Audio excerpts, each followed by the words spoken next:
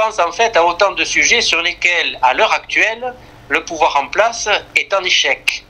Et je fais le constat que certains observateurs voudraient résumer l'élection européenne à venir à un duel entre la majorité présidentielle d'un côté et le Rassemblement national de l'autre. Et je dis que c'est une grave erreur et que cette élection ne pourra pas et ne se résumera pas à ce duel annoncé, pour la bonne et simple raison que d'autres listes ont des propositions à faire valoir et des propositions concurrentes. Le Rassemblement national, il a déjà gagné 2 fois cette élection, en 2014 et en 2019. Je ne suis pas certain que pour autant la situation se soit améliorée. La majorité présidentielle, elle est en échec sur les sujets que j'ai évoqués et également sur le sujet économique qui est important, qu'il ne faut pas passer sous silence. Et nous avons des propositions concurrentes à faire. Et nous le faisons avec un candidat qui est un candidat sortant, qui a fait ses preuves. Tout le monde, y compris ses opposants politiques, lui reconnaissent de l'assiduité, de la constance, du courage sur tous les sujets qu'il a défendus à Bruxelles ou à Strasbourg. Donc nous partons au combat avec un candidat qui, ma foi, non seulement a fait ses preuves, mais continue de porter des propositions fortes, qui ne sont ni celles du Rassemblement national, ni celles de la majorité présidentielle. Notamment fait la démonstration, de surcroît, d'un certain courage. Lorsqu'il est allé au contact des étudiants perturbateurs qui tentaient d'imposer leurs lois dans les amphis, je pense notamment à ce qui se passait à Sciences Po Paris, c'est quelque chose de grave, parce qu'il y a une tentative d'accaparation par certains éléments les plus extrêmes et les plus radicalisés du débat politique. Or, il est allé au combat, il l'a fait avec des arguments, de façon posée et surtout argumentée. Et ça a dérouté un certain nombre de ses contradicteurs. Mais je crois que le bel ami qu'on a vu ce jour-là, face à ces étudiants un peu hystérisés, c'est le bel ami que nous aimons, c'est le bel ami que nous voulons voir le plus haut possible le 9 juin. Et je dois dire que, y compris ici dans les Hautes-Pyrénées, nous avons eu des échos très positifs de cette prise de parole et de cette prise de position qu'il a eue. Comment expliquez-vous quand même que les sondages pour les Républicains ne décollent pas? Alors, les sondages, on a appris de longue date à s'en méfier.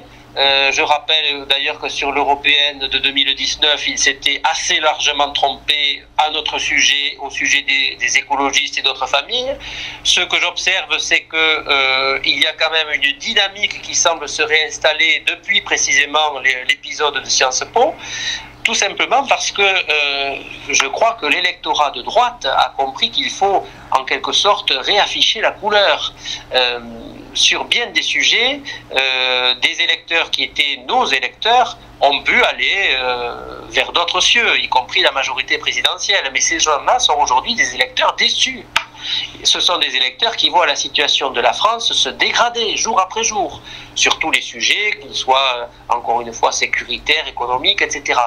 Donc cette occasion, eh bien, c'est la première occasion nationale qui se présente depuis 2 ans, depuis 2022, eh bien, de revenir vers la famille politique qui assume d'être la seule liste de droite en réalité de cette élection. Nous disons que les solutions que nous proposons, ce ne sont pas celles des autres formations. Donc les sondages, ils sont ce qu'ils sont, ils peuvent frémir, ils peuvent évoluer, ils peuvent, j'allais dire, aller dans un sens ou dans un autre.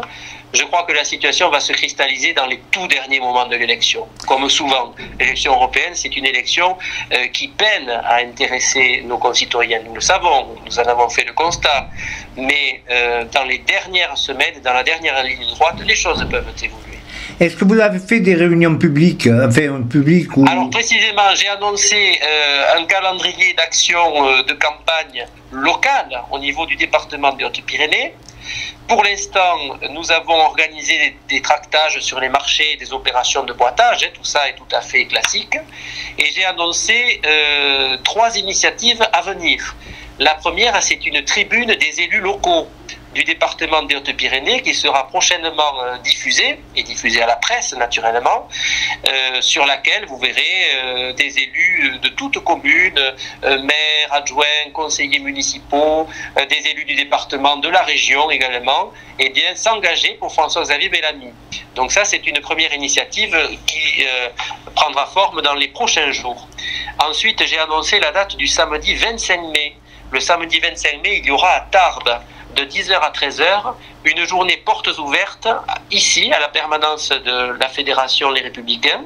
Et c'est une journée, comme son nom l'indique, ouverte à tous, c'est-à-dire aux sympathisants, à ceux qui veulent venir nous rencontrer, nous interroger, qui veulent venir échanger avec nous. Donc ce sera le 25 mai de 10h à 13h. Et puis, s'agissant de la réunion publique, oui, il y aura une réunion publique qui sera organisée le lundi 27 mai, en présence de l'un des colistiers de François-Xavier Bellamy, qui est Guillaume Carayon. Guillaume Carayon est un représentant de l'Occitanie, hein, il est du département du Tarn, et il est le président national des jeunes républicains. Donc il nous fait l'amabilité de venir nous rencontrer le 27 mai avec un programme des visites d'entreprise, une rencontre avec les élus et une réunion publique à laquelle naturellement tous seront conviés.